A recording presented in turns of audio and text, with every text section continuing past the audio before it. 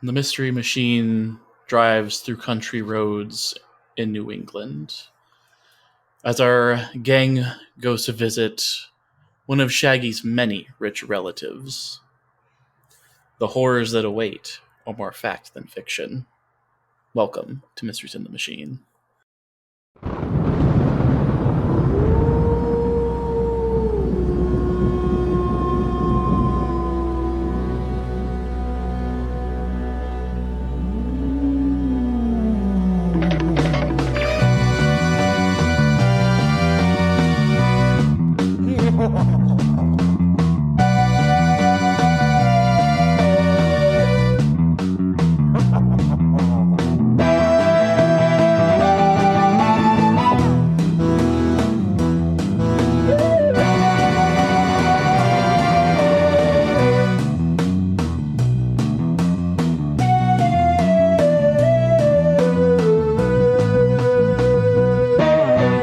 Hey yo, meddling kids! I'm Charlie.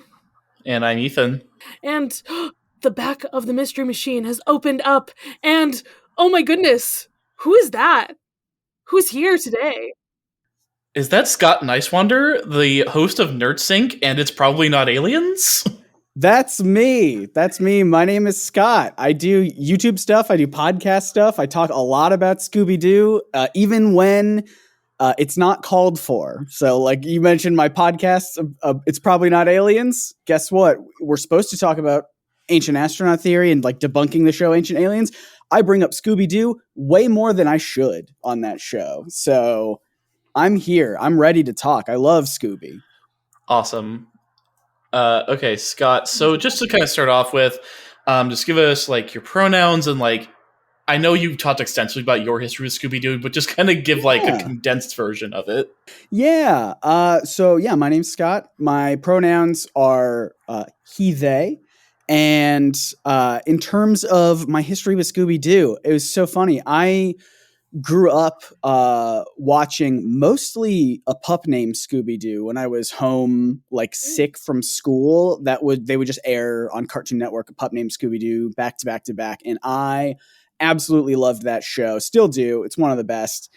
And from there, the live action movies came out, and I saw those in theaters, and I love the characters. I love mysteries. I loved just how cartoony it is. Even the live action movies are so cartoony in a very fun way. And then I feel like my love for Scooby-Doo really cemented itself during like WB Kids, when WB Kids would air, What's New Scooby-Doo. And that is like one of the first cartoons I remember following week to week, being like, I gotta see the next episode of this show. So, and then ever since then, I've just been huge Scooby-Doo fan. I just love it. I love it so much. I could talk about it forever. And I feel like I have on my YouTube channel. That's why you're here. Or why I wanted to reach out to you anyway. Yeah. Any outlet, if anyone gives me an outlet to talk about it, I will talk forever. And even if you don't give me an outlet, I will still talk about it. So definitely. So Scott, you selected this episode when I reached out to you. Why did you pick this one? Yeah. So last year, I was just going grocery shopping with my wife, Emily, and we noticed that there was in our hometown, the Harlem Globetrotters were coming to town. And Emily, offhand, was like, you should make a video about the Harlem Globetrotters and Scooby-Doo. Like, she said it as a joke. And then I was like, oh, that's actually a good idea, because there's a lot there.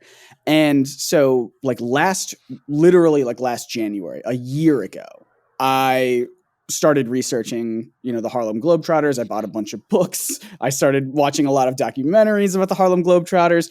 I obviously watched all the episodes that they were in, and a lot of their cartoon from Hanna-Barbera as well. But half of it is like lost media, lost to time, which is sad. But I just got so entrenched in the Harlem Globetrotters that I feel like I have this this need for people to understand how cool they are. Like, you know what I mean? So I am very happy to be here to talk about the Harlem Globetrotters. One of their, I think, 3 appearances in this specific Scooby-Doo series. Yeah, this is the second of their 3 appearances. But Charlie, we're starting off in your old stomping grounds. We're in the Boston area of this particular That we episode of are. Scooby-Doo. It's all too familiar, this shit.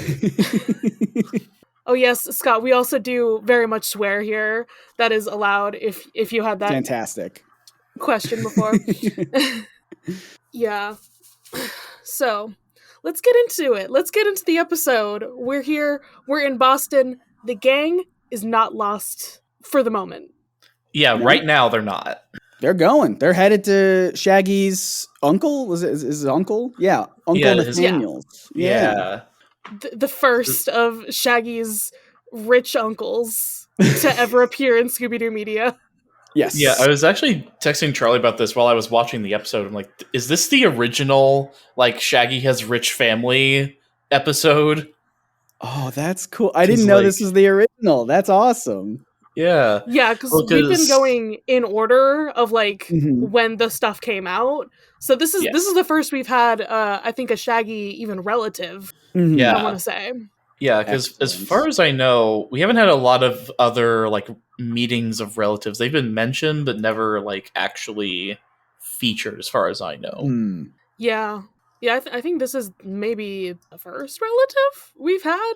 Yeah, potentially. well, but, like, so what comes to mind for me is Shaggy and Scooby-Doo get a clue where the whole show is Shaggy's rich uncle left him a bunch of money. Yes. And people are always after it. So that's the first thing that came to my mind when I was watching this. Is it the same uncle or is it a different uncle? No, it's a different one. It's a different one. He's got like uncles. A million of them. Oh I guess. Gosh. Just so many. All right, so we're here. We're in Boston. We want to go eat food, as always. Yes. And who do we happen upon on the road who's already eating food? It's the Globetrotters. It's none other than the Globetrotters. It's gotta be the Globetrotters. Now, Scott, something we've started doing this season is we have a shenanigan counter. Ooh. For whenever something, like, so cartoony that it could never happen in real life happens in this cartoon. Mm-hmm. And we kind of get off to a really nice start with Meadowlark juggling burger patties. Yes. And Curly juggling hot dogs. Yeah. Yeah. I would already say that's anything Harlem Globetrotters ends up being even more shenaniganery than a regular episode. Because they just have their own shtick. They've got hand-eye coordination. You hand them anything, they're going to be juggling it, you know? Oh, yeah. I mean, it's their, like, bread and butter. Mm-hmm. Yeah, so we meet the Harlem Globetrotters in the middle of nowhere. Like, I think that's the only way that we meet them in this entire series, is, like, we're just in the middle of nowhere. We were in a swamp before. Yep. And I think now they're in like a random park. Yeah, now they're in a park. On them again. Next episode, it's just another random place. Mm-hmm. Always just happening. What I do like about it, though, is as I was watching all 3 of them for my video that I still haven't made, I love how I was worried that they would just treat it like, oh, like this is even though this is the second time the gang is meeting the Harlem Globetrotters, I was worried they'd be like, oh, are you the Harlem Globetrotter? Like it was the first time, like there wasn't going to continue that continuity, but they're just like, oh no, they all know each other still. And I like that part of it because it feels like, the series has some kind of continuity around it, which I think is great. Or continuity, as Charlie likes to say. Listen, I'm bad at pronouncing words. Leave me alone. You have a degree in English and you can barely speak it. It's fine. Hey, sometimes I get this too. Sometimes you read a word forever and you never hear it said out loud and it's just like in your head the way it is, you know? Exactly. Chihuahua was a huge one that my family will continue to make fun of me for. I said Chihuahua forever. I said the word Mystique, the X-Men character Mystique. I was like, oh man, you're not going to believe who's in this new X-Men movie. It's Mystique. So I'm not one to talk. I love that. I absolutely love that. Mystique, my favorite X-Man. Yep. That sounds like a Pokemon. Yeah, it does. It does. Now I'm picturing Pikachu wearing like the Mystique outfit from the comics where it's like the white headdress with the awesome. That's canon. All right, so they've met up, and you know what? The Globetrotters are just gonna join them. They're gonna go to Uncle Nat's place as well, because why not? They're all buddies. And we just want to hang out today. Yeah. And apparently Uncle Nat has like the biggest house we've ever seen. Yeah, like Shaggy said, it has like 15 rooms or something like that. Something like that. At least. It's a lot. So we have already split up the gang just by splitting them amongst the cars. For some reason, Shaggy is driving the Mystery Machine with Velma and Scooby and Metalark and Curly. And then Fred and Daphne are with the rest of the Globetrotters in the Globetrotter bus. Yeah, they try to explain it because even Daphne is like, why did you let Shaggy drive the Mystery Machine? She asks to Fred. And Fred's like, well, Shaggy is the only one who knows how to get to his uncle's place. And it's like, that doesn't fully answer the question, Fred. I guess the bigger question is, why did you decide to get into the Harlem Globetrotters bus? Because you could have, Shaggy was still directing you in the Mystery Machine before. You could have still been driving it.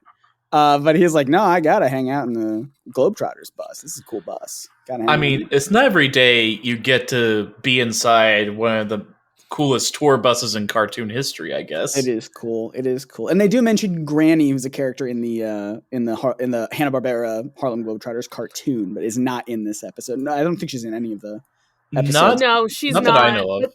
She does get mentioned in at least a couple of the episodes. Yeah. Yeah, so no explanation for why they've split up this way, but they have, and Shaggy kind of knows where he's going, but... he's following his nose, I guess. Yeah. Well, literally, because on the map that they're following to get to his uncle's house, all the marks on the map are hamburger and hot dog stands. Which is so Shaggy. Literally. Yes. Oh, I love that so much. And then all of a sudden, it is nighttime, and who do we come across in the middle of the road but a man in all white? Ooh. As is like, that's just like the vibe of the new Scooby-Doo movies. It's like, oh, it's a ghost. You can tell because they're wearing all white. Mm-hmm. Or they just went through the old mill once or twice. Right. Yeah. Just covered in flour. That's just the vibe of all the ghosts in this series. Mm. Well, because like a few weeks ago we had like Redbeard Part 2, where it's just him but all white. Yep, that's right. Yeah. So yeah, why not? Why not? And this guy's a Paul Revere ghost, apparently. Yes, I guess because Massachusetts. Sure. Yeah. Boston. I went to Boston once with my siblings. We were gonna do a annual sibling trip, and the first year we decided to do that was 2019. So when the next year happened, and we were like, where do we want to go? The answer was nowhere because it was 2020 and everything was shut down. But so the one trip we ever did was to Boston. And of course we had to do all the touristy things, including a historical like guided walking tour. And so I feel like that knowledge will help me out throughout this episode. Ghost of Paul Revere looked pretty accurate to me. So yeah. We also have our native New Englander Charlie, who is from the Boston area. Yes. Yeah. Yeah, I'm from the area. I'm just like, oh my goodness. Like, yeah, okay, it's Paul Revere, whatever. Overdone. I mean, your state's gonna draw people in with something. Yeah, the tourist trappy stuff. It's all of that shit. Yeah. Listen, I have the Wizard of Oz. You have Paul Revere. It's fine. I live in Roanoke, which is great because people will think that it's the famous one, but it's not. So I have to make that correction a lot. Yeah, not the one where everybody went missing or anything. Yeah, not that one. Different one. And that's what made it famous. Yeah. There you go. We're famous because we're not the one that's famous. And definitely not the giant star with a bunch of lights on it at the top of a random hill. Nope, that's us. That's us. Star City, baby. All right, so the gang has come up to this ghost. Shaggy's obviously scared, as one it would be, and then Fred's just like, "Who the heck are you, dude?" Like he's trying to ask him questions, and this guy's just like, "Yeah, I found that so funny." Like the ghost is like, "Leave" or whatever, and Fred's like, "Who are you?" And the ghost is like, "I said leave," and Fred's like, "I said, who are you?" It's such a funny, like, Fred does not care. He is not in this moment that the ghost thinks that he's trapped everyone in. Fred's like, no, I'm sorry. I'm out of this for a second. Who are you? I'm not scared. Please give me info. He's like, I don't give a shit if you're corporeal or not. Tell me who you are. Yeah, exactly. Fred's just like, ooh, I have a ghost here willing to talk to me? Let's get some information off of him. Come on. Yeah.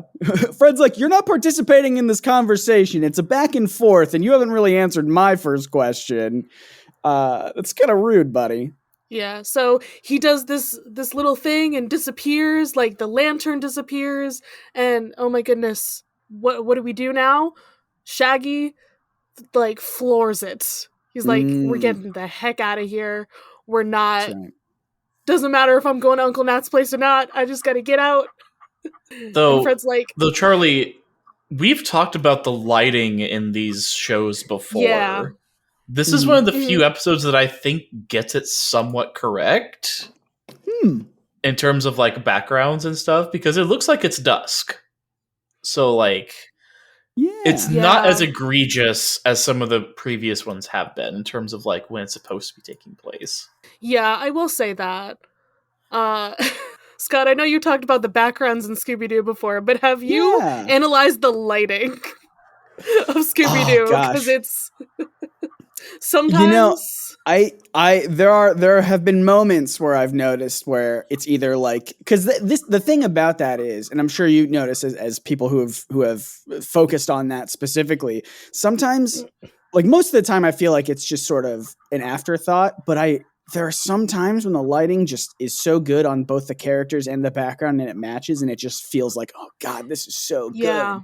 But then a lot of the time, it's just sort of like it almost feels like the lighting on the characters doesn't really match the lighting in the background because it's just like they didn't have the budget to do that sort of stuff back then. Right. So like, when it does hit, it hits. Yeah.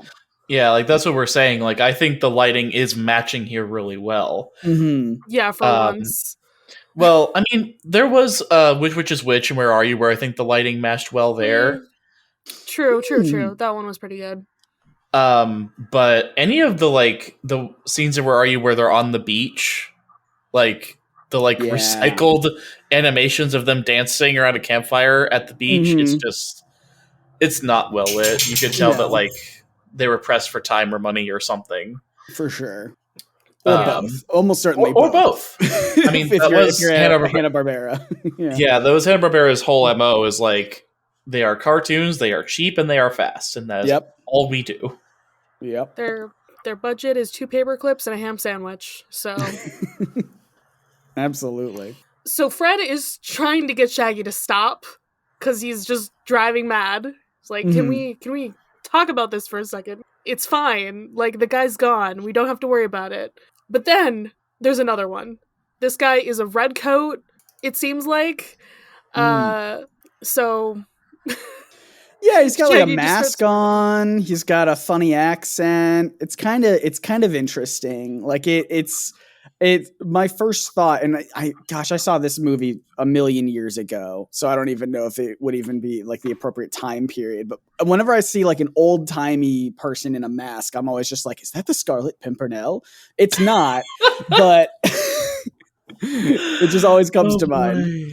Wow. That is one hell of a reference just to have in your back pocket. I don't even think they were I can't even remember if they were British. I think they were French. It sounds like more of a French thing. But anyway. It might be. Let me see. The Scarlet Back check. Pimpernel. Scarlet Pimpernel. Yeah, they were French. French wouldn't even work. Scooby-Doo is very about their historical accuracy. So. Oh yeah, always, always. And their geological accuracy as well, or geographical accuracy as well. When we when this episode is about the Loch Ness monster in Boston, right? So that's fun. Yeah. So interesting fact about the Loch Ness monster, and I brought this up to Charlie. The famous picture that people always talk about when it comes to like, oh, this is proof that it's real. Some people believe that's a whale penis in that photo. Okay. All right. Amazing. That's pretty good. So it's a whole thing. People are just passing around this whale's dick pic for decades. From decades ago, and this whale's like grandbabies are like, oh god, my grandpa's dick is making the rounds again. Look, kids, this is why you got to be careful. When it's out on the internet, it's out there forever. It's printed in ink. You can't get rid of it. Oh, this is my new facts to share to everybody I know.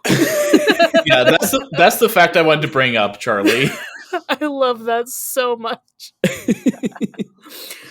All right, so Shaggy obviously is even more scared. He's just he's swerving in and out, nearly crashes, and somehow gets back on the road.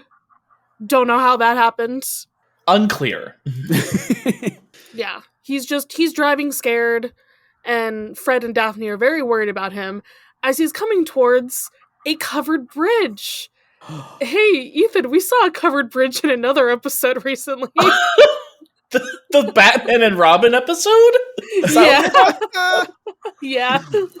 Oh, God. The shenanigans with that bridge. They're infamous. You don't understand. This bridge is a very good bridge because apparently all the tourists come and take pictures on this bridge. It's a very famous bridge, as we'll learn. I guess. I mean, I don't know. To me, whenever I see a bridge that looks like this, I always think of Beetlejuice, the movie Beetlejuice. Sure, absolutely. True. Because that's how like the main couple dies as they crash through a side of a bridge like this. That's right. So yeah, good pull. I mean, thankfully that hasn't happened in either episode. No, we haven't had any casualties, but third time's the charm. I mean, so if you had two bridges, that's two Beetlejuices. One more Beetlejuice. He's gonna. I'm surprised. That Beetlejuice has not crossed over with Scooby-Doo at any point. Right? It's like he had his own cartoon. Well, Charlie, Scooby-Doo and Guess Who, the most recent one that kind of modernized this, right? Mm-hmm. They didn't have any like fictional characters in there, did they? Or they didn't have fictional characters. Yeah, they had like a few DC characters: Batman, Wonder Woman, The Flash. Of course. Yeah. They also had like Sherlock Holmes. Okay. Yeah, that one was a questionable one because it was like, was it the real Sherlock Holmes? Was it some, kook pretending to be Sherlock Holmes? It was sort of left ambiguous. But yeah, they had superheroes. And I think there was at least one other fictional character, but I can't remember. But it's mostly superhero. Yeah, there was one other fictional guy, I think. Okay. I'm looking at the guest list. I just did it. I just recorded a tier list of all the guests, but I don't remember. Oh, they also had the Funky Phantom people in an episode. Oh, right. Urkel, that's who it was. That was the fictional guy. Oh, right. They had Jaleel White play Urkel, but not play himself. So all the other celebrities are playing themselves, and then they got Jaleel White to play his most popular fictional character instead of himself. Wild. That was funny. Also, the Hex Girls were in an episode. Yeah. Well, yeah, you got to bring him back. Yeah, always. They're one of the most recognizable parts of Scooby-Doo from the late 90s, so there's no reason not to. Can't believe they've never had their own show. Blue Falcon was in one too. So there were plenty of fictional characters. Yeah, but we could have made room for Beetlejuice. Yeah, and they just didn't. Would have been great. Weird. I would have loved that, but But despite the bridge being out, Shaggy crashes through the sign anyway and just drives over it. Yeah. No problem. he's just got all the luck. Like, clearly, this bridge could have been, like, totally out. We could have died in the episode, but... Could have been the end of the whole franchise. Yeah. Yeah. We kill off Shaggy, we kill off Scooby, we kill off Velma. I think they had at least a couple Globetrotters with them, so the next season of that show would have been really weird and different. Right. Yep. But the Globetrotter bus doesn't go over the bridge. And Fred's like, there's nothing broken over here. And some guy says from behind them, of course not. I put it in myself 6 months ago. And who is it? It's Shaggy's Uncle Nat. Just out and about on the bridge. Just hanging out. How would you know he's Shaggy's uncle? He looks just like Shaggy. Yeah. Just with a fuller soul patch and white hair. That's basically it. I love the gag in throughout the whole Scooby-Doo franchise that all of Shaggy's relatives have incredibly strong genes that look. Oh yeah, it makes them all look exactly the same. Yeah. Yeah. Screw the genotypes of whoever the partners were. Nah. No. They just keep on trucking. Oh yeah. The jawline, the nose, More all of that Shaggy's stuff. part God. That's why maybe that it even. That's why the genes are so strong. Oh man. Goodness. Shaggy and Hercules. We got to figure it. We got to figure this out now. Who's gonna win, Shaggy or Hercules? Shaggy. Oh, goodness, probably Shaggy. I mean, he probably only need like 0.02% of his power to beat Hercules anyway. Exactly. But so yeah, they're like, "Oh, it's Uncle Nat. Hey, we're gonna go see you." But so this bridge is apparently brand new, ish. He built it. To bring more people to this area, which is very cool. But somebody put up this sign saying that the bridge was out. Dun, dun, dun. Who would do that? I don't know. People are trying to keep tourists out of this area for some reason. So we all go up to this gigantic house. It is the biggest house I've ever seen. That it's a manor. I don't know what turns like a house into a manor, but this is a manor for sure. Oh yeah, it's definitely historic enough to be. I think. Yes. And like Uncle Nat just lives here by himself, huh? Maybe I know the family house or something, and everybody moved away. You know, it could be one of those things. I guess that's what it seems like. Yeah, but there's no.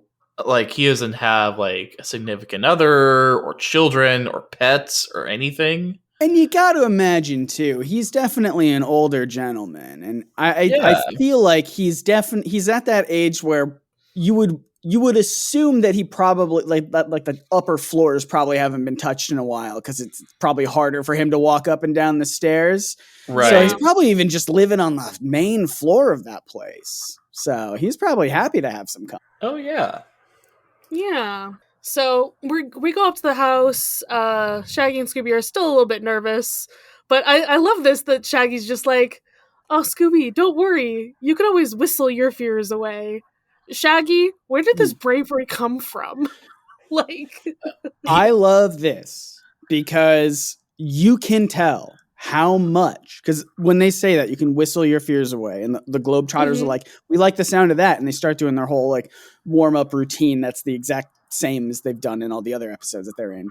What I love about it is you can so clearly tell that the writers wanted to get the rights to the Harlem Globetrotters theme song that is whistling. It's just all whistling. And they could not get, because it's a real song that the Harlem Globetrotters just like sort of co-opted, and they could not get the rights to it. So there's like this in the background, there's this music that is like a very clearly off-brand, like legally distinct music to the Harlem Globetrotters warm-up music, which is very, very funny to me. Okay, I was curious as to like what the significance of that was. So Yeah. I like Thanks. that now. I did not. Yeah, Oh. it's the song is Sweet Georgia Brown, and I feel like you've definitely heard it, but it's a lot of whistling. Okay, we'll have to look that up after we're off the call. Oh yeah. But yeah, But I they're just going thought that into was their- I thought that was a funny bit of just like, we can whistle the fears away, and the Globetrotters like, yeah, and they so desperately wanted to get that whistling song, but they couldn't, and so there's just Yeah, like this clearly. other song in the background. yeah, Yeah, that would have been like a great transition if it had happened. Mm-hmm. it would have And been. I've always but loved I guess, the music that they do use for the Globetrotters in this, and I was like, oh, okay. Yeah, That makes sense then, if it's kind of an off-brand version of like their music. almost certainly it's like a royalty-free sort of close enough, but not quite there sort of a song.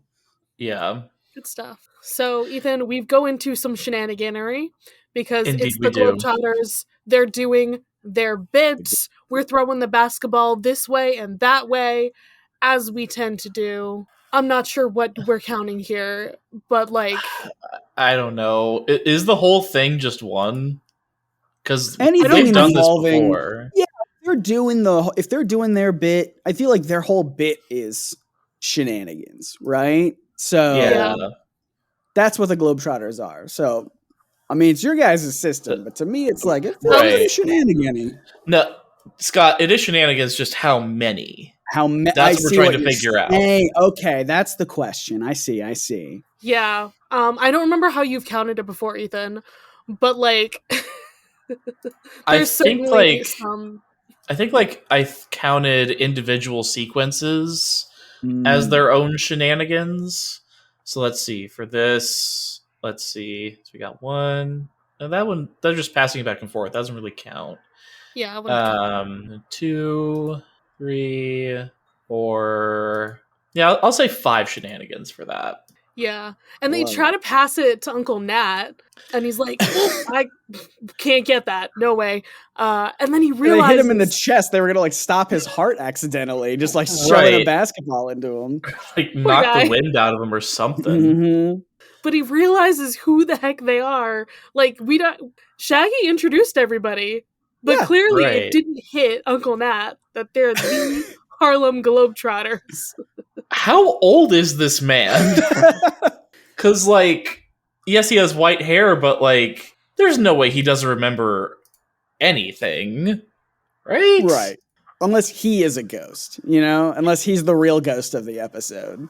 You know, Plot twist. that very well could be. He but built we the covered bridge, and he also died on the covered bridge.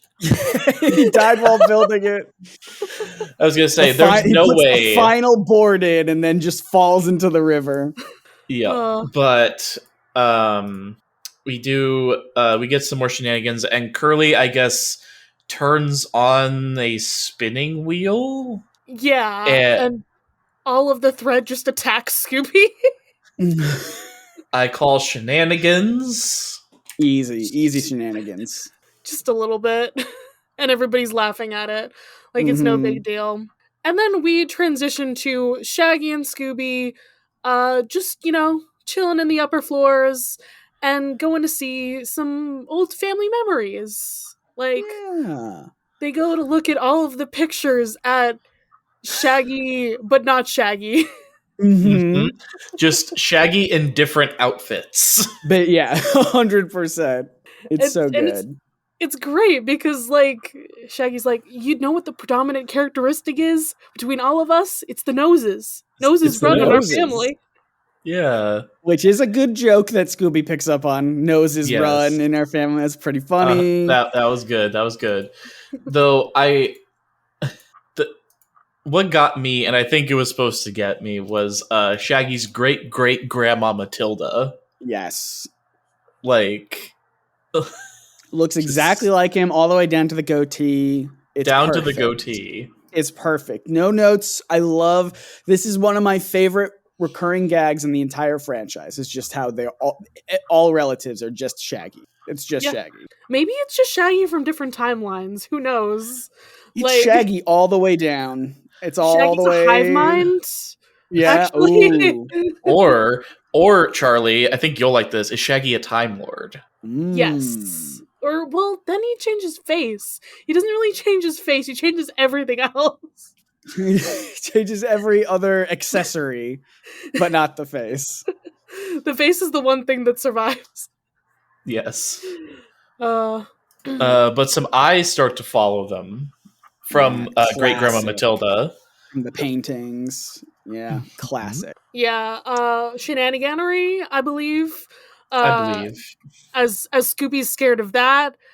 Also, there's the ears on another one of the paintings that just start wiggling for no reason.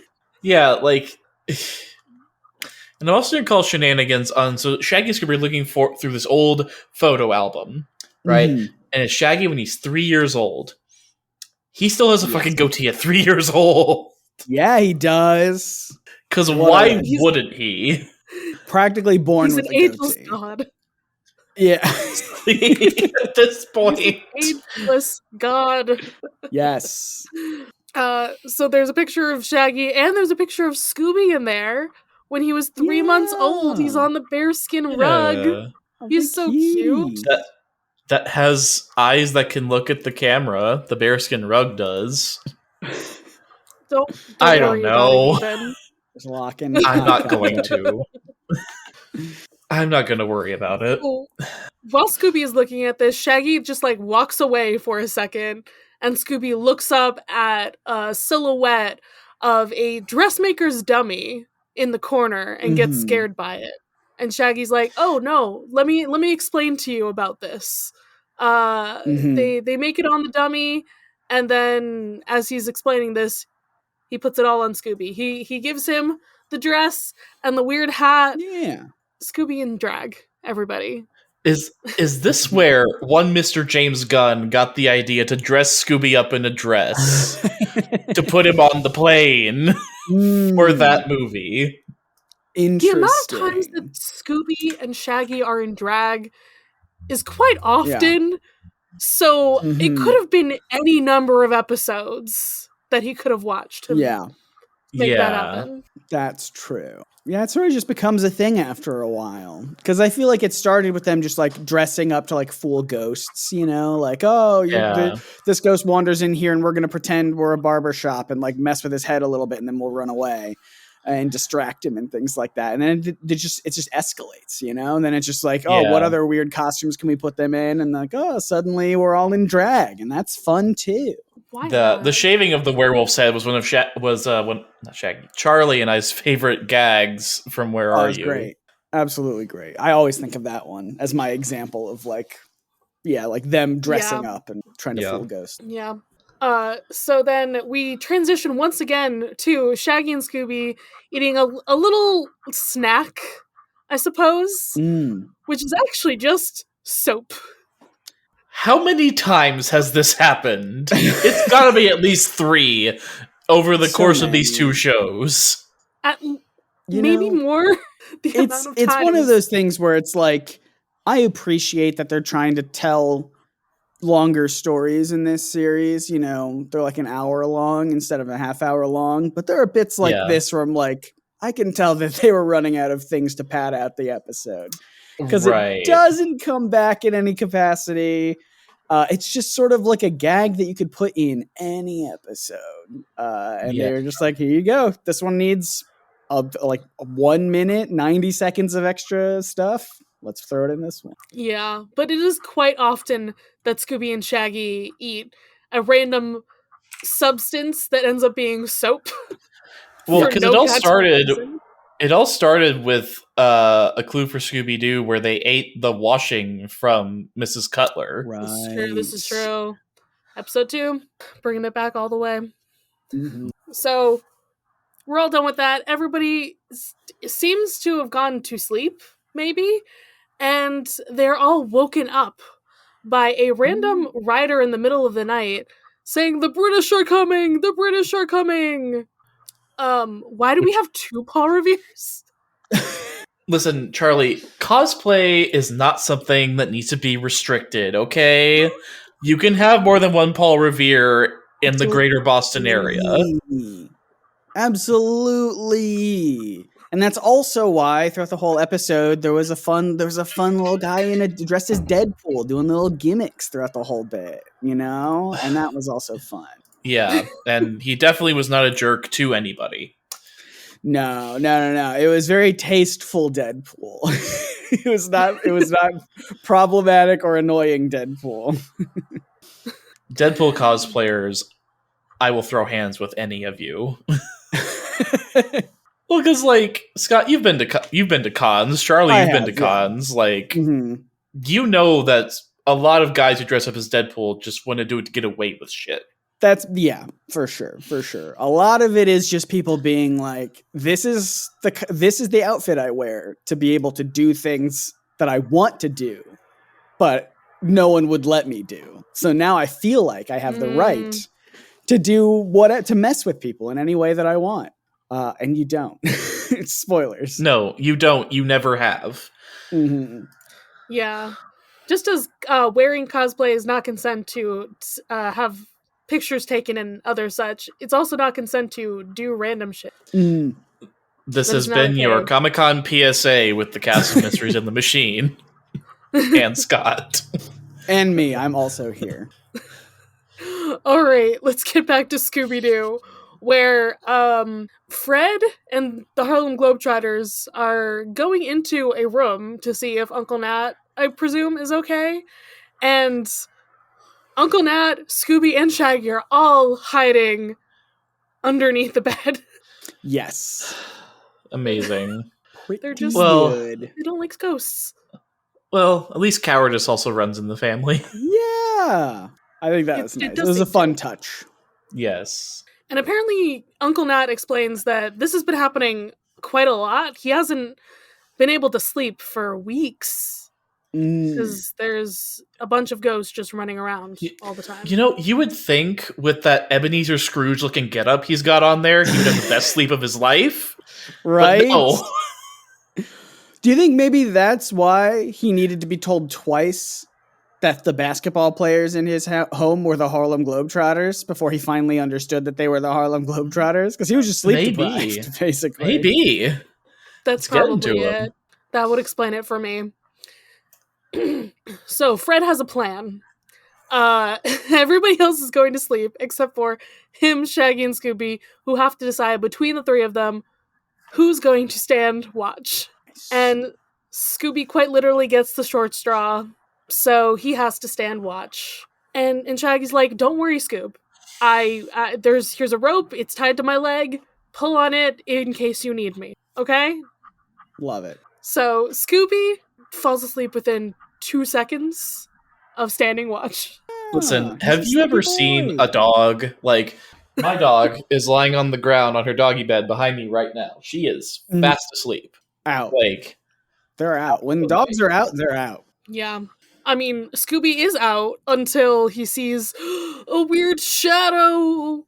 Ooh. He pulls on Shaggy. Shaggy goes through the door.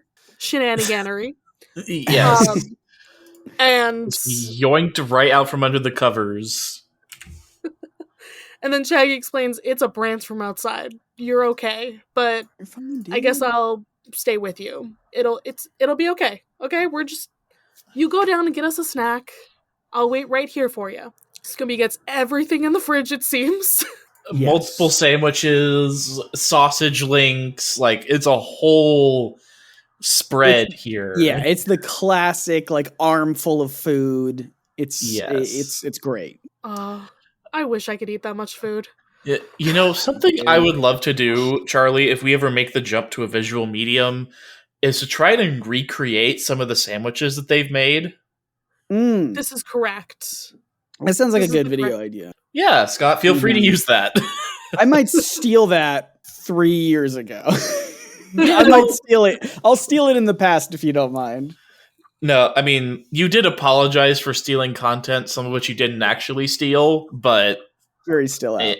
Oh well. But I mean, I'd be surprised if like Binging with Babish hasn't done like recreations of. I don't think he has because actually. I don't watch Binging with Babish, but I know my wife does. He must have done something like a Scooby snack, making your own Scooby snacks, or like a big Scooby sandwich. People or have something done like that. stuff like this, but the closest he's gotten is an hors d'oeuvre sandwich, which I think would definitely have a place in Scooby-Doo. Okay. Scott?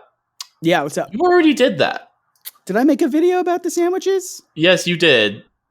Oh, dang. 2 years ago. 2 years ago. I thought it was 3. Darn. Well. That's why you said it, Ethan. Because you did it. But I guess I subconsciously remembered that Scott did that. But either way, he's attempting to carry the sandwich upstairs. I think I did also in that video that I made. I think I started it by pretending I was binging with Babish, but I still have never watched Binging with Babish. So that might be why it came up. I mean, your wife knows what his like vibe is, so presumably like you had some guidance there. She was in the video. Awesome. But the ghost from the road appears again in the house. Scooby gets scared. He runs upstairs with all the snacks. Yeah. This man just broke into the house. I feel like they don't address it in the episode. The fact that these ghosts just like broke into the house. Yes. Yeah. How come no one arrests ghosts for breaking and entering? No one does that anymore. I mean, unless you count the Fentons. That's true. There you go. Guys, we gotta get Danny Phantom on the case here. Oh my, yeah, honestly. A Danny Phantom Scooby-Doo Danny Phantom crossover would have been great. Absolutely. If, like the What's New era, I think would probably be best for that. Yeah. We don't need any more Jimmy Timmy Power Hours. Not that we've had one in like a decade. I was going to say, it's been a minute. It's been a while since we've had one of those. We need a Danny Shaggy Power Hour. Those are the closest names I could think of. You know, it works. It works. Danny Daphne Power Hour. That's close. There we go. But they wake everybody up. And it was like, hey, what's going on? And they're like, the ghost got in here. And we get our gangway of the episode. Yes, we do. We have chase sequence here today. Not quite a doors gag, but like everybody is running into random rooms. Well, we did run into, like, the first we've run into was a closet. And I'm like, guys. There's no escape. First off, there's no other exit. And second off, you don't need to be in the closet. Be who you are. Come on. We accept you. Also, how did the ghost get in here? There's supposedly no other exit, but the ghost still got in there. But before that, Charlie, Shaggy tries to get the sandwiches, but somebody pulls him in. I love that so much. Oh yeah, one of my favorite jokes of the episode is when Scooby runs up, like after seeing these ghosts, and he runs up to Shaggy with all the food and snacks and things. Scooby is like, "It's here," talking about the ghost, and Shaggy interprets that as the sandwich is here, and he's like, "Oh, perfect timing, Scoob. That was waiting on this." And I just thought it was just a fun little, sort of play on words a little bit of just like misinterpreting what they mean.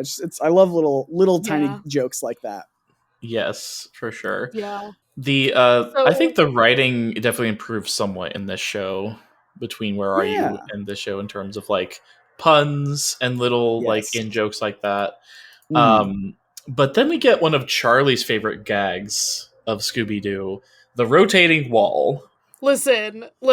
I said it one time that it was my favorite thing, and it was a specific instance. Because in a Tiki Scare is No Fair, there's like the rotating wall, and then they like dress up as like the different things, and it messes with the bad guy. So that one is my favorite one. But this is a separate favorite thing because it's also the bookcase secret passage thing. We love a bookcase secret passage. We do. So we've split off. It is Shaggy, Scooby, Meadowlark, and Curly running from the Paul Revere guy.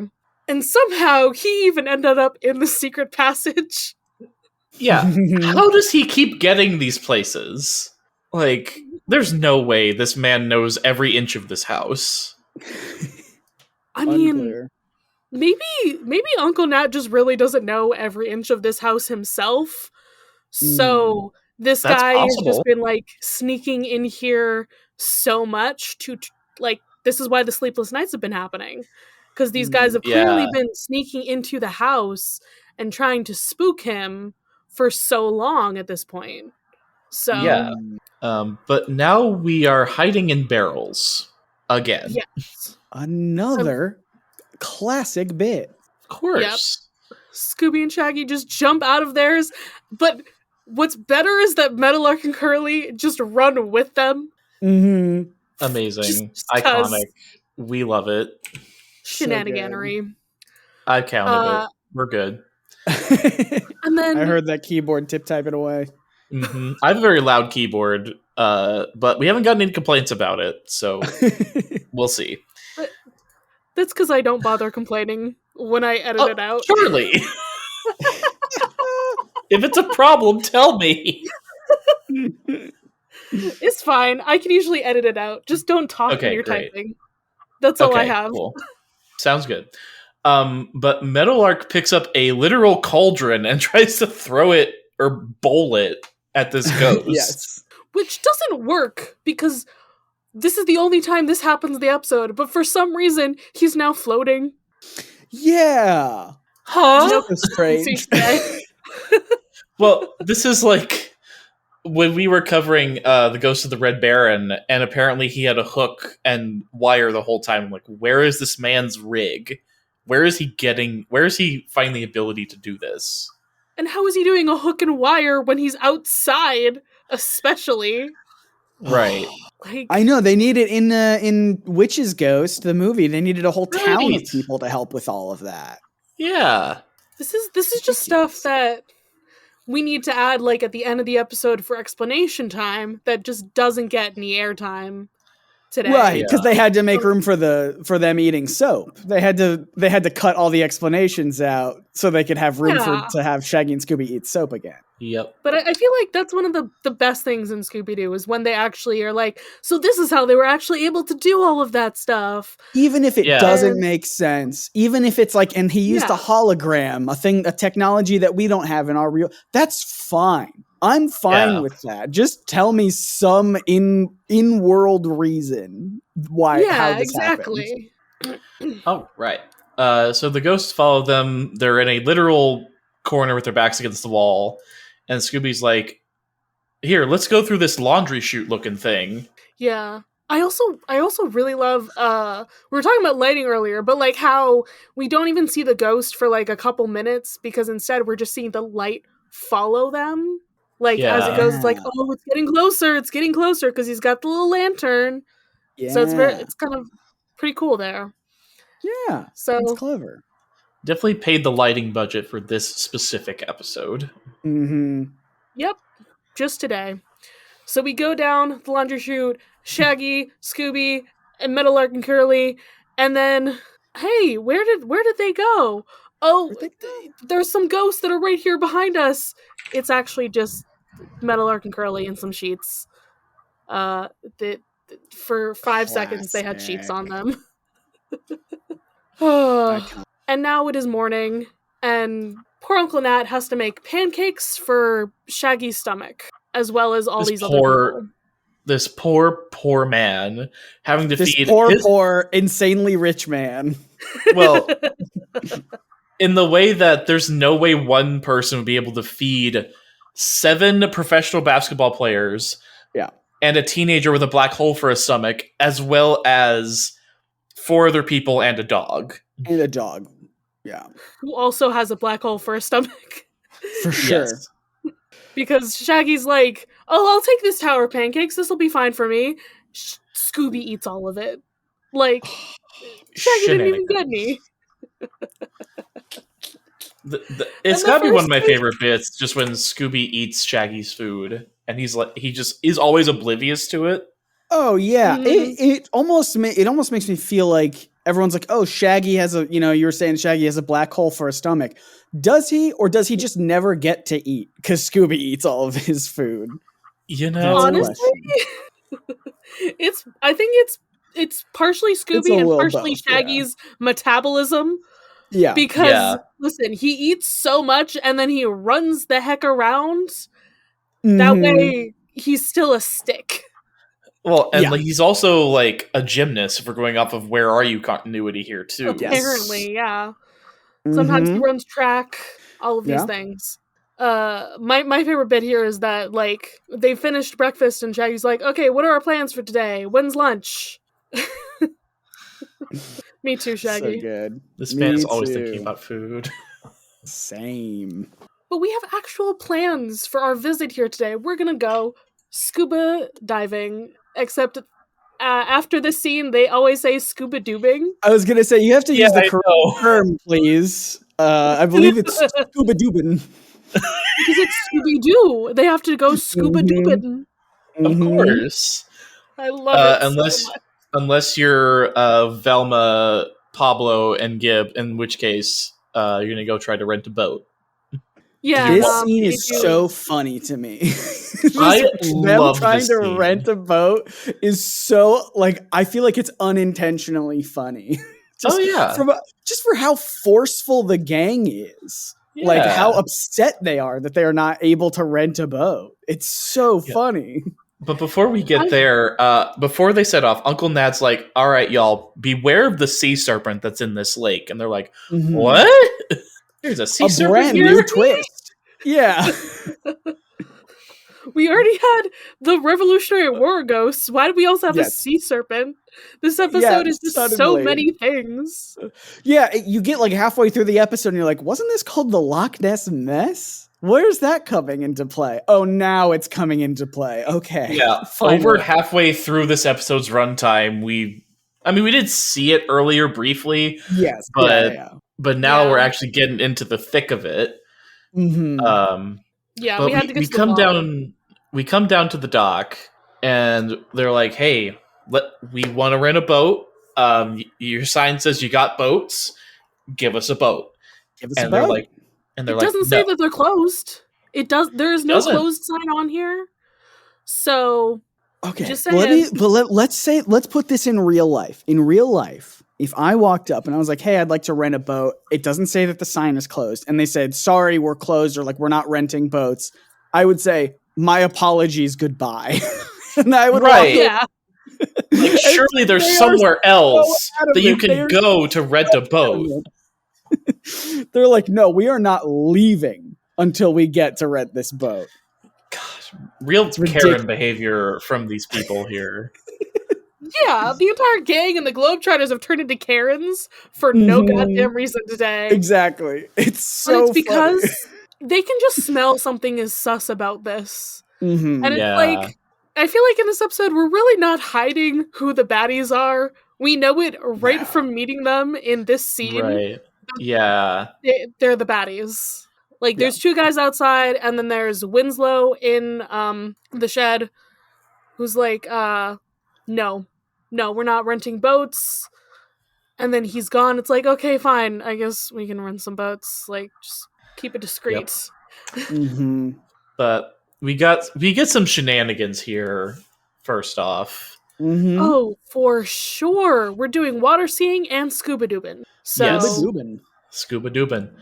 But first we got Gip just leaning back on one ski, just relaxing, chilling. We get some ramp action here where Pablo just lands right on Gip's shoulders. he's No rapping big on deal. a rock.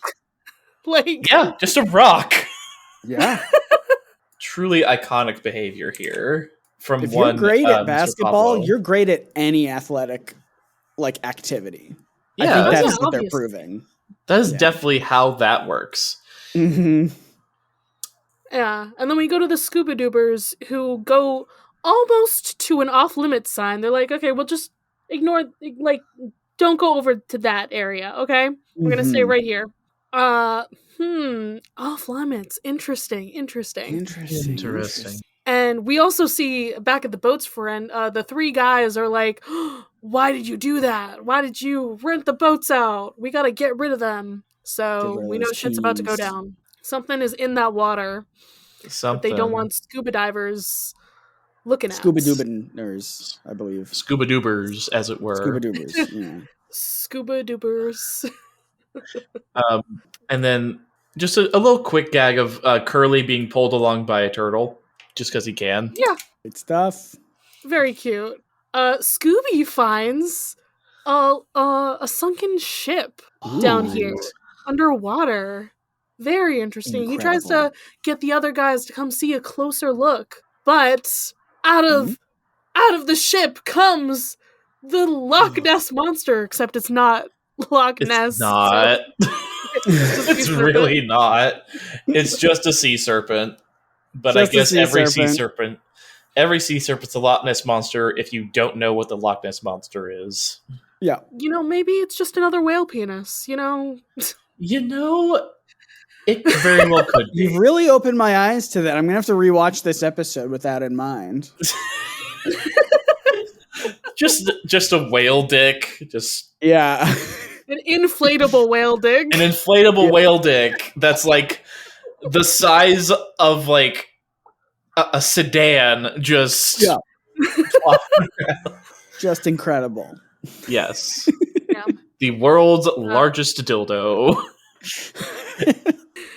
Yeah, that also makes growling noises at you for some reason. Hey, some people are into that. So we have run the heck out of Dodge at this point. And the day has ended. They've gone back to see Uncle Nat, tell him about the Scooby-Doo adventure. Yeah.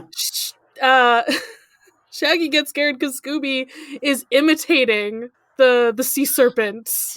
His whole growling situation. So not everyone is into it. Yeah. No, not everybody. But yeah, we have to explain, like, what's going on with this. Like, we saw the sea serpent. It's apparently real. Like, and the people who didn't see it are like, okay, well, I guess I believe you. We gotta look into this. We gotta see what this mystery is all about here. And apparently Uncle Nat's, like, the only guy left in the area. Yeah. Besides those 3 boat sellers. Sus. Just a little bit sus. So we're running out of suspects that it could be. We're quite short on suspects. We're down to 4, and I'm not counting Uncle Nat out right now. Yeah. Who knows how many more people used to live in that manor of his. They could have all, he could have made them all disappear. You never know. Never know. Yeah, now he has to dust it all by himself. Not great planning. Just because he's rich doesn't mean he's smart. Yeah. True. So very true. The whole gang has to be convinced on, like, who's gonna go out to the cove tonight, because we have to go investigate. Velma and Freddy are like, yep, we're gonna go. And Meadowlark, the gaslighting king, has his plan to make all of the Globetrotters go with. He's like, all those stay in, don't raise your hand. And they've all raised their hands because they thought, oh yeah, we're gonna stay here. We don't want to go. That's why he's the leader. He knows. But Curly's gonna be their leader because that's true. He always bullies Curly so much. Yeah. So well, and Charlie, you just love Curly more than anyone else I know. I do. So... Listen, he's just a poor little guy who's just existing, and Meadowlark is making his existence not fun. Yes. 100%. Yeah. And of course, we gotta scare Shaggy and Scooby into going because they'd rather stay behind with Uncle Nat. And they're like, well, if you want to stay here, there's always the ghost with the lantern. I'm like, well, okay, that's enough. Bye. Yep. Yeah. It's very much like a pick your poison sort of decision. Yeah. But then they all get down to the cove and they're like, okay, well, we're only taking one boat, so yes, we still have to end up splitting up anyway. Yeah. So we basically just split up the way we did earlier, where those who went scuba-doobing are going out to see the sea serpent, and everybody else is staying. Shaggy tries to convince everyone, "Oh, my eyesight is really bad at night. You shouldn't be making me do this." But, Metalark holds up a banana, is like, "But you're really good at smelling things, because you smelled that I had food on me, right?" Yeah. They Enough smelled evidence. their way to the Globetrotters at the beginning of the episode, too. Yeah. Indeed. Yeah, so they're going on a paddle boat to try to, not make any noise, try to be a little bit more sneaky, and Scooby has to look out for the sea serpent. Which is their first mistake. Sea serpent in big air quotes. Air quotes, sea serpent. Mm-hmm. But while they go out, we get some more Globetrotter-related shenanigans. Oh, yes. These are some true shenanigans right here. Because they're pulling out their... More tricks. Yeah, more routines. Yes. Good stuff. Yeah, they're pulling out some really good tricks here. We got what Bobby Joe's doing his around the world shots. Where he just freaking bounces a basketball off a bunch of trees that he somehow perfectly calculated to land between. Yeah, Daphne they're like, and Velma's arms. do that shot that you do. The one that insists upon having this amount of trees around you, the one that we do all the time. Makes total sense. How do you make that happen in a normal game? That's my question. Beats me, but apparently he can make the ball Geese can make the ball disappear. Yeah. Cool. Yeah. So that's 2 shenanigans down, and hey, look, the ball bounced back from behind a tree. The ghosts are here. We are running here again from Paul Revere and the Scarlet Pimpernel. The Scarlet Pimpernel. They're back. The next shenanigan, I would say, is when they're all hiding behind the same tree. Somehow.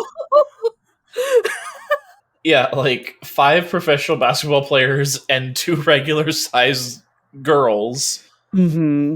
Just... This is fine. Don't worry about it. Yeah. They get to a little shack, and they're like, crap, there's nowhere to hide in here. What are we going to do? What are we going to do? And I didn't know Shaq was in this episode. I thought it was just the Globetrotters. Though I would not be surprised if Shaq did show up in a Scooby-Doo episode of some kind, because he just puts his name everywhere. He has it.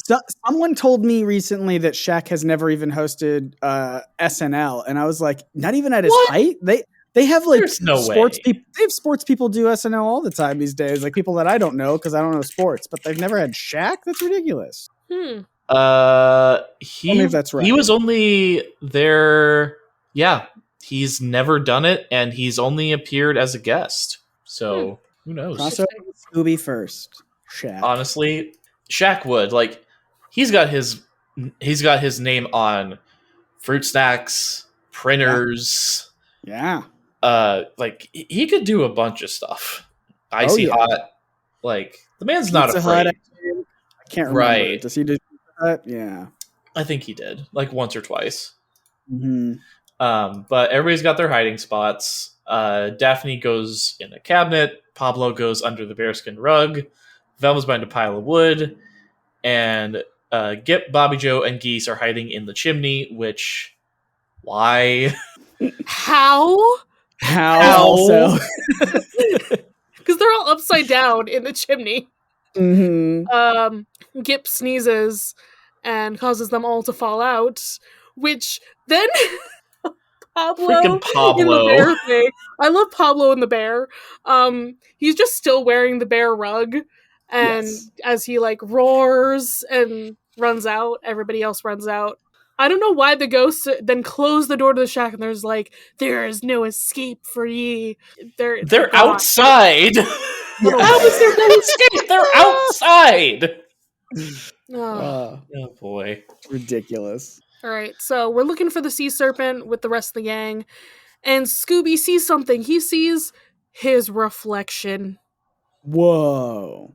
Whoa. I mean, he starts realizing that he's a being that exists, and he starts having some sort of existential crisis. Like, what does it mean to even be? You know what I mean? Like, if that's me, am I me? What are you? Like, what does this all mean?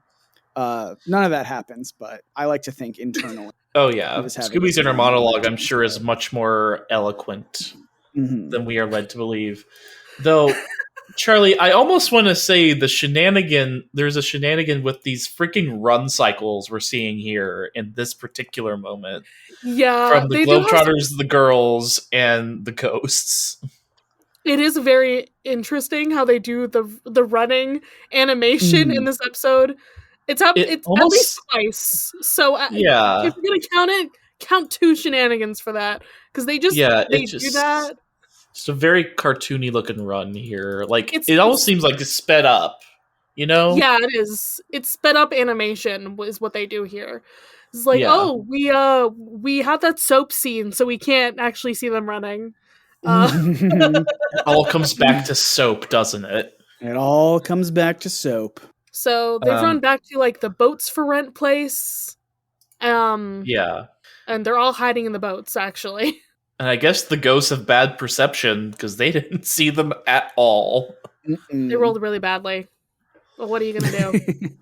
What are you gonna do? Nothing. Back with the Scooby-Doobers. They found it. They found it. And it breathes fire? What? I'm confused by this part, though.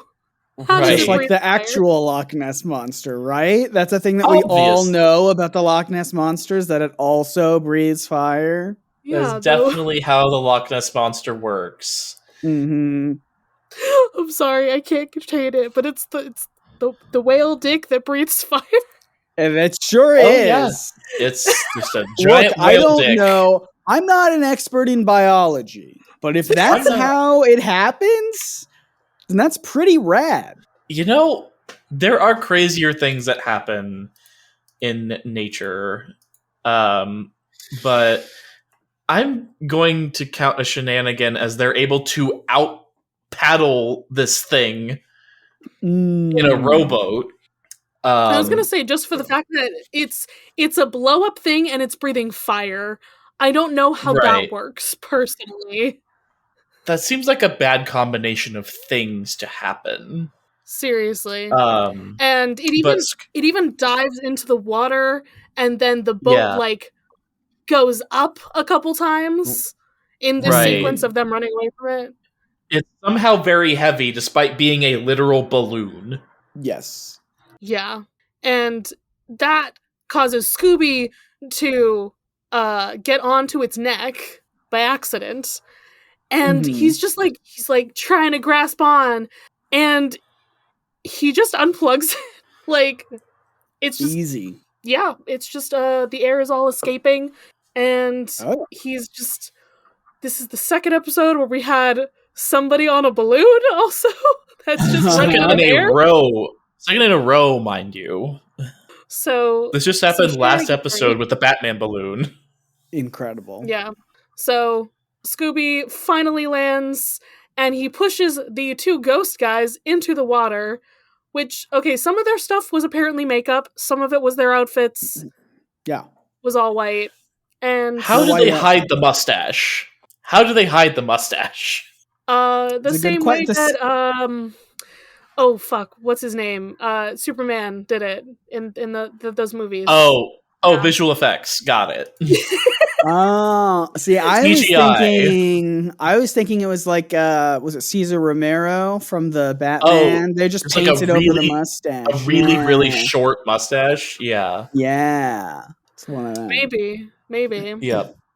But there's still one ghost that's unaccounted for, and he's getting away, and Curly just bops him right in the head with a basketball.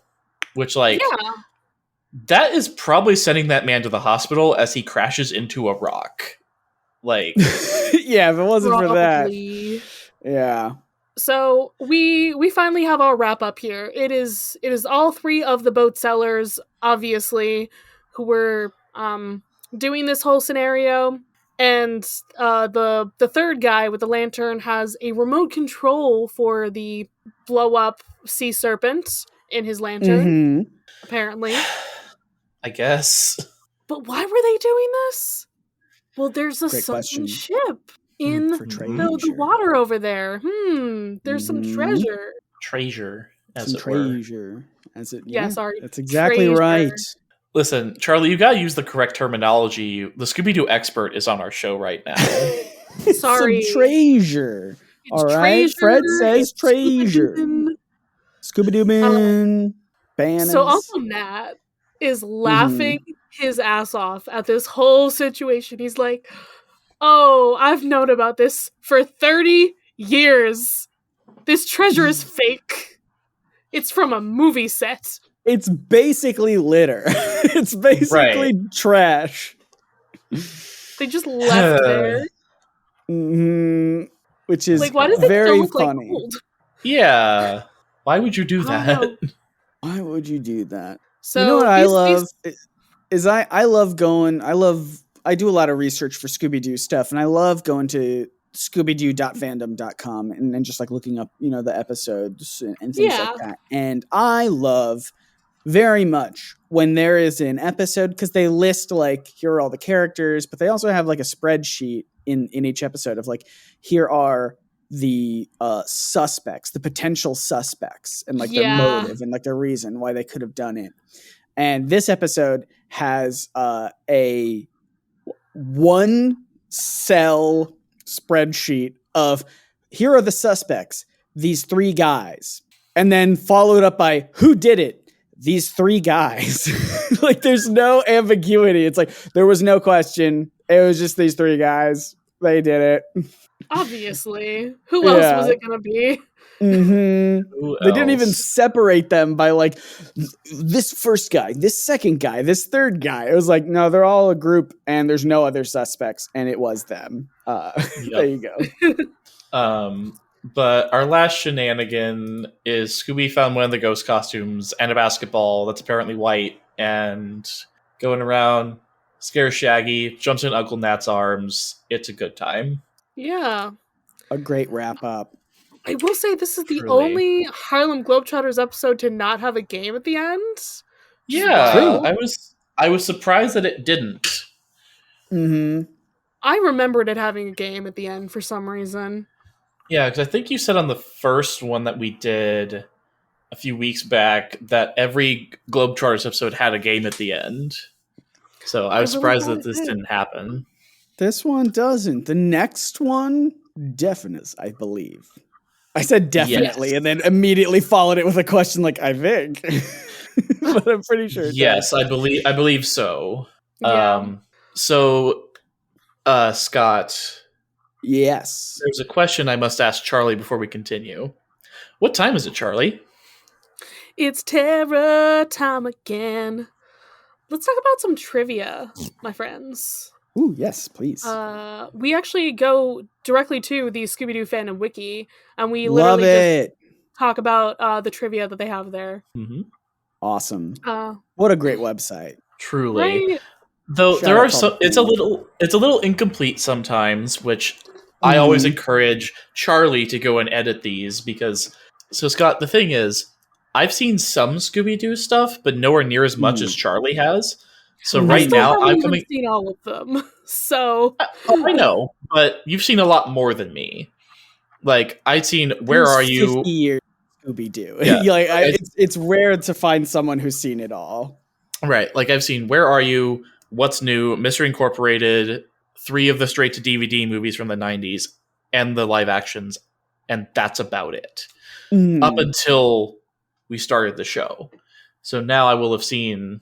This is the first new Scooby-Doo media I've consumed, like new to me. Oh, awesome. So...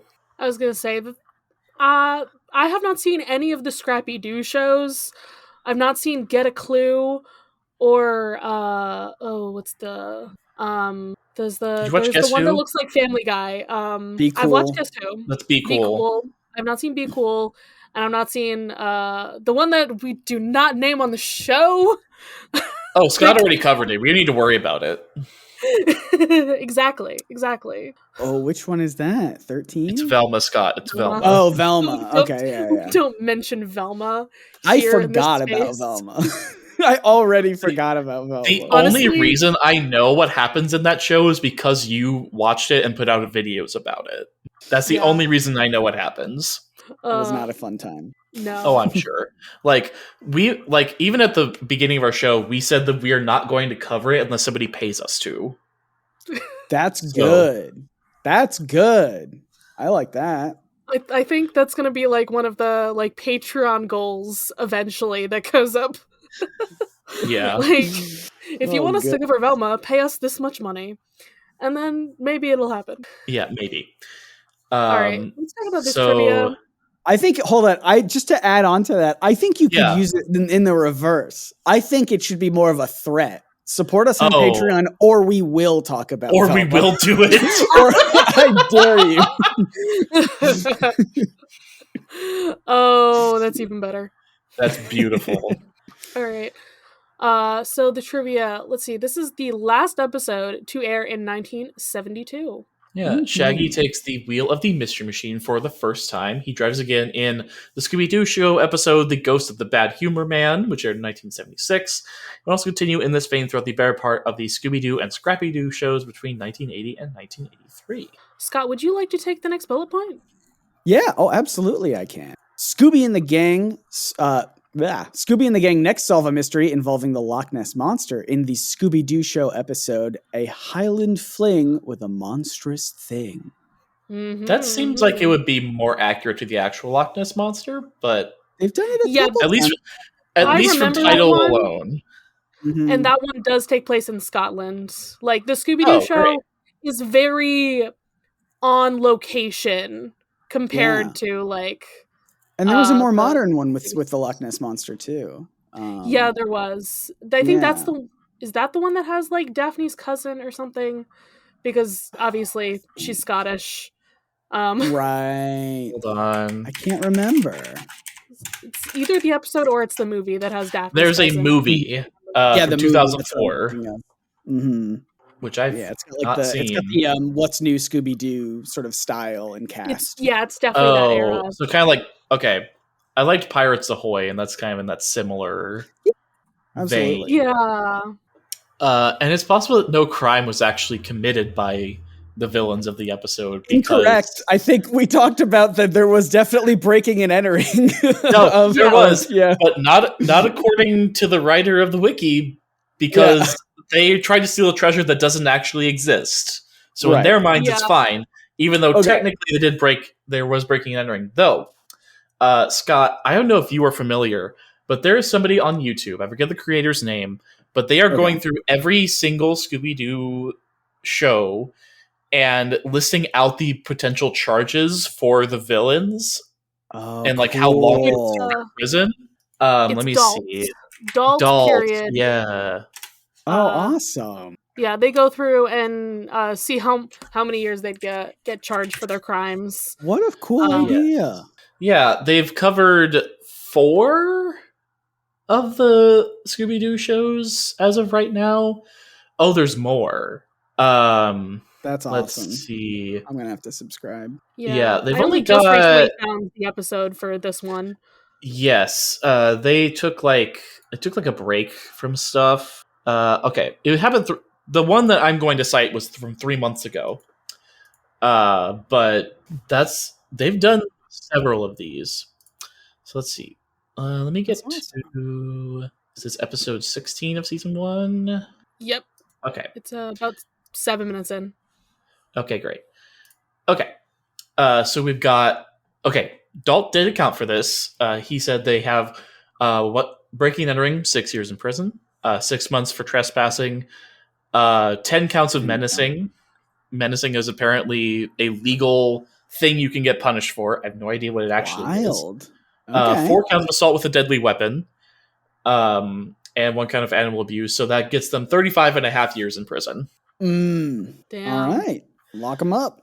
So Dalt on YouTube, I promise we will reach out to have you as a guest on a future episode because we love your work. Man. We found we found your episodes on Where Are You a while ago. We love them. We will reach out at some point. Awesome. Yeah. This is new to me. I'm excited to dive into this rabbit hole. I love it. They've only got a little over 25,000 subscribers, so they're not super big, but that's still pretty good. That's awesome. And good idea. The last bit of trivia is just the cultural references that all the ghosts in this episode have connections to the American Revolution. It says Yeah, AKA we know War of Independence. Is that what they call it in Europe? Like, because it I makes it guess. sound better for them? Yeah. I don't really know.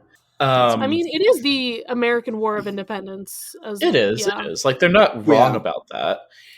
Yeah. But Charlie, Scott, we ended this episode with a shenanigan count of 29, which ties with the Ghost of Bigfoot with Laurel and Hardy. Oh my goodness! Another good one. Wow. One of my favorites from this show for sure.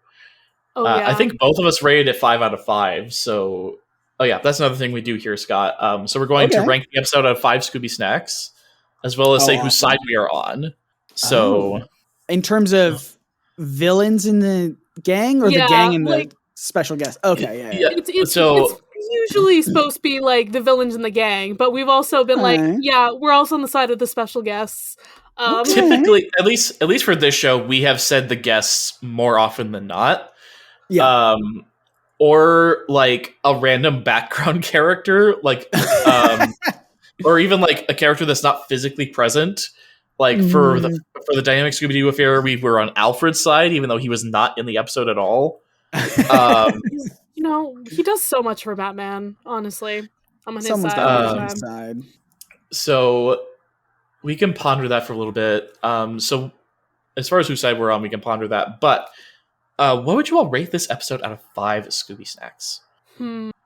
That's a tough one. I think because it doesn't end in a basketball game, I think it can't be 5 out of 5 for me personally. No. But it is pretty. And in terms of like the actual mystery, it wasn't the best. No, because it basically didn't start until over halfway through. Mm-hmm. So I'm tempted to give it like a 2.5. Oh, there are half Scooby Snacks. Okay. Yeah. 2.5 or 3. We'll see what happens. Yeah, we try not to go more than half. Yeah. I think a solid 3 for me. I love the Harlem Globetrotters. I think it's just fun having them around. But yeah, mystery could have been better. Mystery could have been like if there was some sort of clue that there was maybe a movie that had been filmed there a while ago and that came back in the end to be like, oh, of course. Like I love when they drop little details like that. Yeah, and that's how like good mystery writing I think should be done. Charlie, what do you think? I have a soft spot for this episode, so I'm giving it a 3.5. Okay. Because you know whose side I'm on in this one? It's Uncle Nat. It's Uncle Nat's side. I can't argue with that. This poor man. The man is sleep deprived. Mm-hmm. So that gives us to a solid, nice even 3.3 out of 5 stars, 3 out of 5 Scooby Snacks for this episode. So that about wraps it up. Scott, do you want people to find you on the internet? And if so, where can they do that?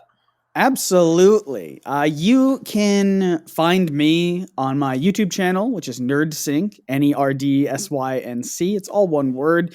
I make video essays and other just, I'm trying to explore more of just what people affectionately call slop, which I enjoy a lot. It's just me hanging out with my friends and just doing some unscripted sort of stuff. So we just recently, my friend Phil and I, did a tier list of all of the Scooby-Doo guest stars, just ranking them not on episode, just by how cool or not cool it is that they got the guest star on it. Very, very cool. So that'll be out hopefully soon.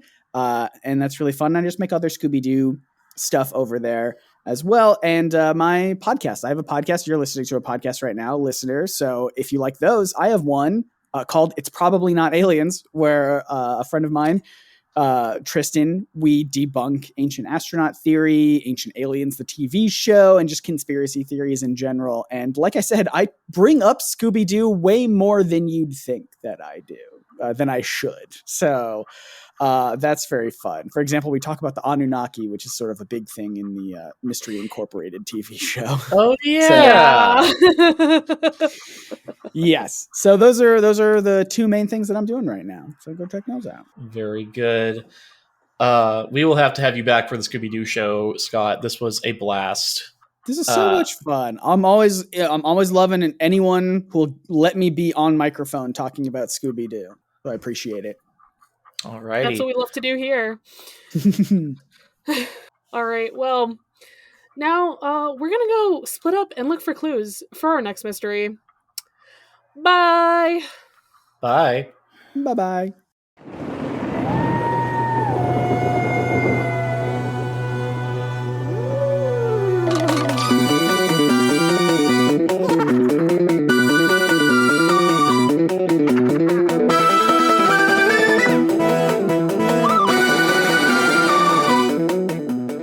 You can follow this podcast's socials at Mysteries in the Machine Pod on Instagram. You can send a message to our email, mysteriesinthemachinepod@gmail.com. Be sure to give us a rating, a review, or let your friends and followers know how much you love the podcast. That really helps. You can follow me, Charlie, at GreenPixie12 on most platforms. I also have an art Instagram at GreenPixieDraws. You can find me, Ethan, on Instagram and Threads at ethan.t.hewlin. Our music was written and produced by Jason Hilton. You can find him at Negative Selections on Instagram. Oh gosh, yeah, I'm ready. Let's do this thing. We're in it to win. Okay.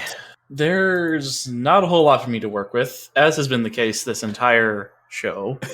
But so Scott, the whole idea of our intro essentially came from a Tumblr post where the idea was that people would have a true crime podcast, but it would just be about episodes of Scooby-Doo. Nice. So we're like, let's just intro it like it's a true crime. But actually, it's a fake out because this is silly Scooby-Doo times.